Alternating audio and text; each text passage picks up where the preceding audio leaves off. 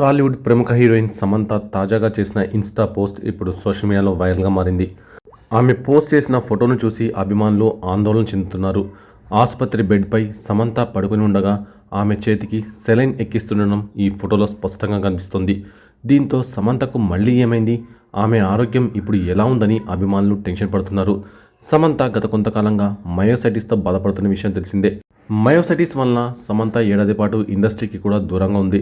ఇప్పుడే అనారోగ్యం నుంచి కాస్త కోలుకున్న సమంత సిటడెల్ హనీ బన్నీ సిరీస్తో మళ్ళీ అభిమానుల ముందుకు వచ్చింది.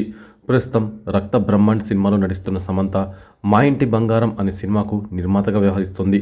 అందులో కీలక పాత్రలో కూడా నటిస్తోంది. ట్రాలాలా మూవింగ్ పిక్చర్స్ పేరుతో తన తొలి ప్రాజెక్ట్ శుభం షూటింగ్ని కూడా ప్రారంభించింది. అయితే తాజాగా సమంత ఆసుపత్రిలో ఉన్న ఫోటోలను ఆమె స్వయంగా ఇన్స్టాలో పోస్ట్ చేయడంతో ఇప్పుడు ఈ పోస్ట్ నెట్టింట వైరల్గా మారింది. అభిమానులు ఆందోళన చెందుతున్నారు.